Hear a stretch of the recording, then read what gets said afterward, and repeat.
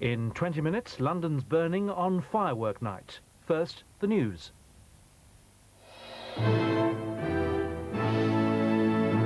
The news from ITN. Bush and Gorbachev say the world is starting a new era. East Germans cheer as the whole communist leadership is forced out. Soccer chiefs move to exile England's World Cup fans. And Band-Aid Mark II beats out its song for Ethiopia. Good evening. Presidents Bush and Gorbachev left Malta tonight agreeing that their first summit has opened a new era in superpower relations. Mr. Bush said that they had set the stage for progress across a broad range of issues. Mr. Gorbachev said the talks were just the beginning of a long road to a lasting era of peace.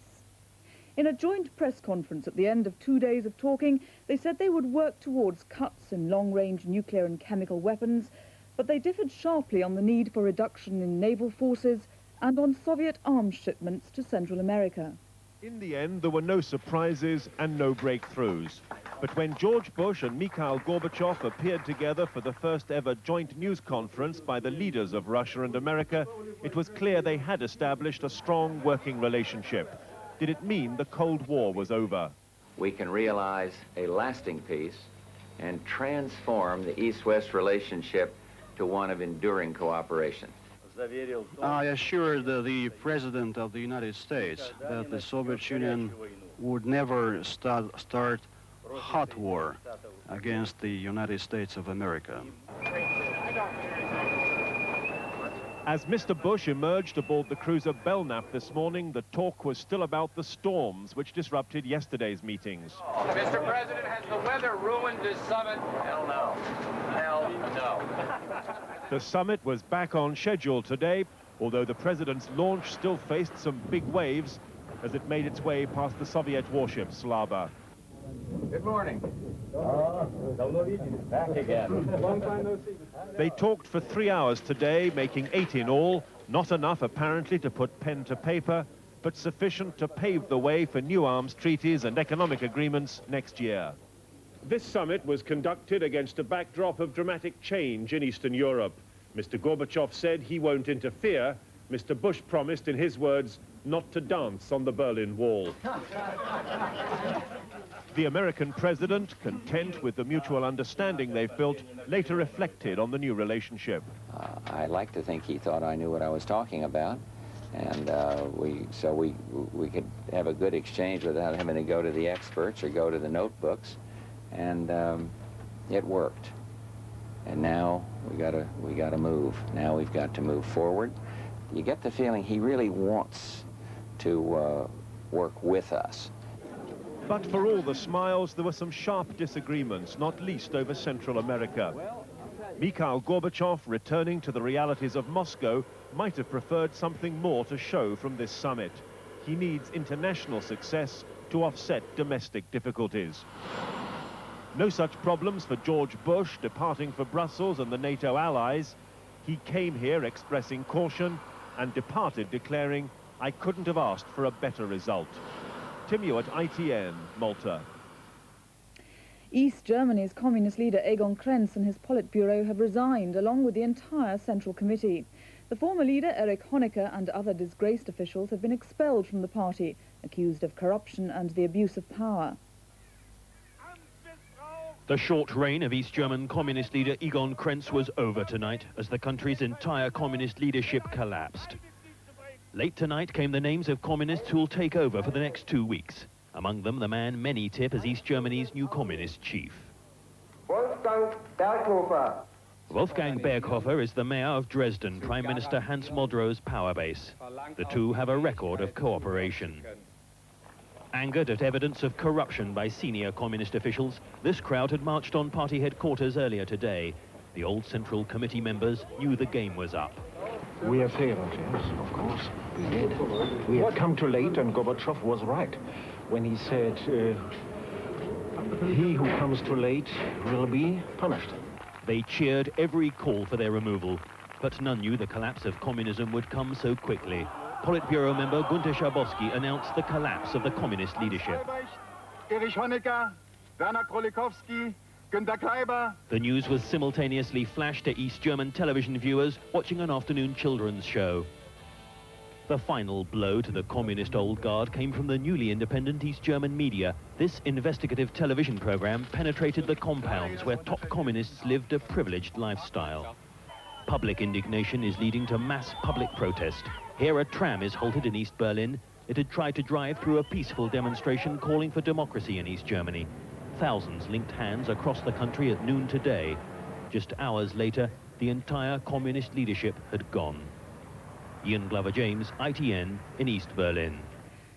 Czechoslovakia's democratic opposition tonight rejected Prime Minister Ladislav Adamet's new coalition government. It called his cabinet dreadful and threatened a general strike if new ministers aren't named within a week. Under a cloud of freezing mist, the Czechoslovakian capital waited for the announcement of its new government. Attention focused on the presidential palace and what had been promised as a changing of the old political guard. Prime Minister Adamet arrived to deliver details of his new cabinet to the president. A government spokesman revealed for the first time there would be non-communists in the cabinet, but they would be outnumbered 3-1. The total number is 20, 15 from the Communist Party, 5 from other political parties. Czech television later showed pictures of the new cabinet's first meeting, but the high proportion of communist ministers, including known hardliners, brought threats of more strikes and demonstrations from the reform movement. And the changes are not satisfying. There are changes, but not sufficient changes. The Civic Forum leader was given time on state television tonight to tell the people that plans are now being made for a general strike. Czechoslovakian students who were on the streets again today were equally infuriated by the makeup of the new government. We are not satisfied.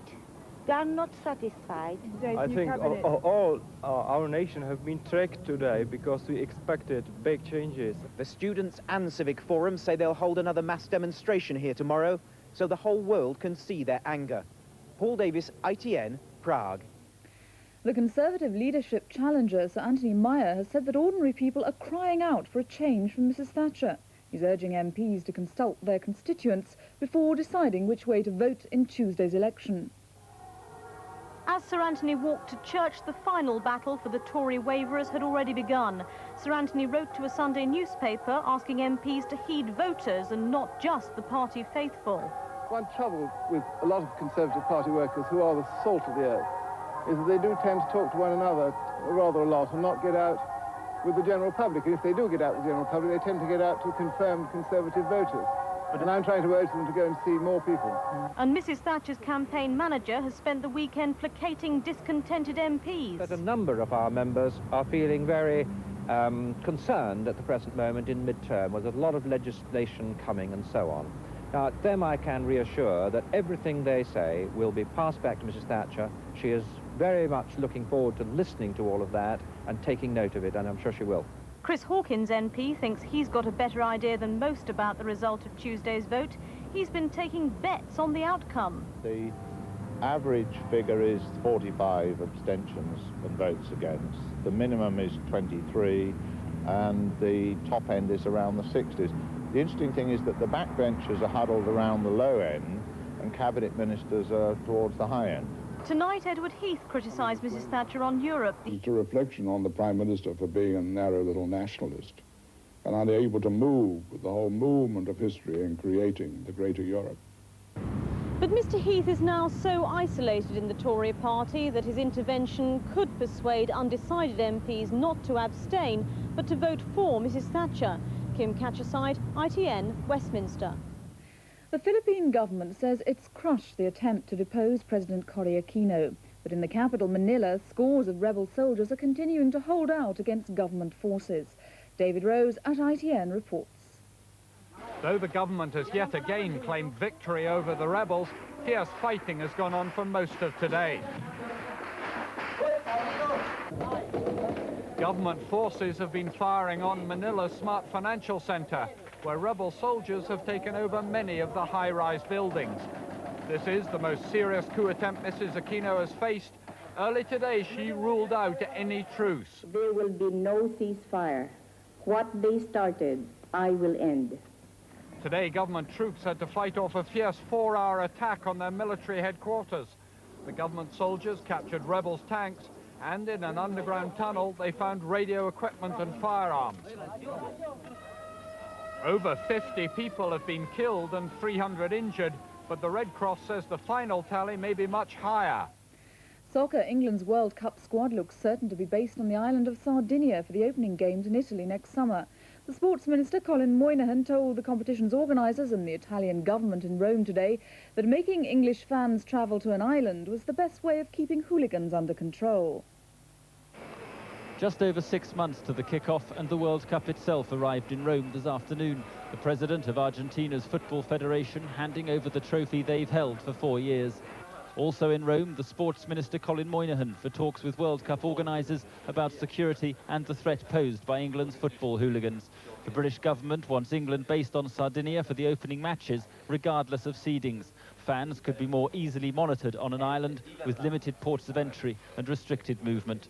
Today, FIFA agreed security was paramount and gave the strongest hint yet that England will be on Sardinia. I think the responsibility of the organising committee will make such a decision possible.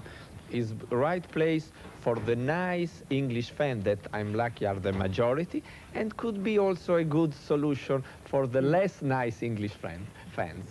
The British government say they'll do anything they can to help with security on Sardinia. They'd even consider sending British uniformed police to help patrol the island. There is no request that we will not give the fullest consideration to. As far as the British government is concerned, every possible measure should be taken. And strict measures to protect the cup, into an armoured van and off to the vaults until the draw on Saturday. Mark Austin, ITN, Rome. Here, Arsenal have gone level on points with Barclays League First Division leaders Liverpool and Aston Villa. In this afternoon's match against Manchester United at Highbury, a first-half Arsenal free kick eventually fell for Perry Groves. The final score, Arsenal 1, Manchester United 0. Finally, some of pop's most famous faces have gathered in London to record a new version of the 1984 Band Aid single, Do They Know It's Christmas? It's hoped that Band Aid 89 will raise £1 million for victims of the Ethiopian famine. Hundreds of pop fans waited outside the studios to catch a glimpse of the new generation of stars who feature on the record. Australia's Kylie Minogue is one. Ethiopia is in a worse state this year than it was last year, so everyone's getting together to help, so it's very worthwhile. Yeah. I think it's a cause that via the pop music and via the support that we can gain through the music industry, we can have some influence. The new Band Aid perform a more upbeat version of the original, which was the brainchild of Bob Geldof. He says that, like the song, the Ethiopian problem is the same. It's nothing to do with pop music. I mean, the pathetic thing is that we still have to resort to pop music to raise the issue.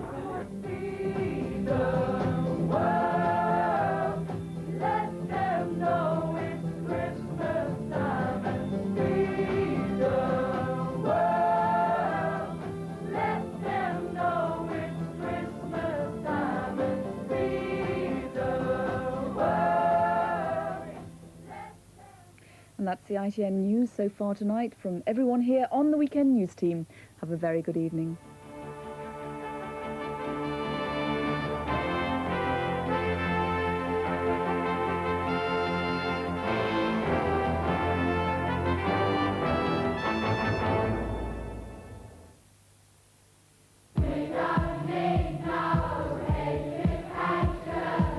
At my first school, I couldn't hardly read, I couldn't hardly write.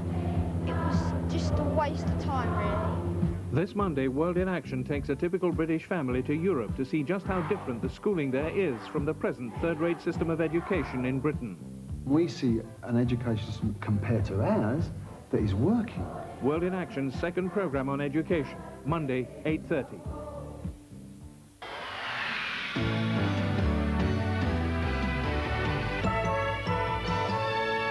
Good evening. If you're planning to travel either by road or air in the morning, give yourself extra time. You're going to need it. There's already a lot of freezing fog around, and it will become more widespread overnight. And temperatures are below freezing, so there's icy patches around as well. do take care on the roads. This is where most of the fog is just now. It's down the eastern side of Britain, but there's fog patches in the Midlands too, and in central southern England. That's quite dense. Northern Ireland, patchy fog as well. The far north escaping, and maybe the far southwest not doing too badly either. These are the temperatures for tonight. A frosty night for most of us, -4 in places, so icy patches. Now tomorrow, starting off with a lot of fog again and mist, a little bit of sunshine as we go through the day, a few light showers in the far north. Best temperatures around 4 or 5, I think, a little higher in the far south, but everywhere a foggy start to the day, so do take care. Here's the summary.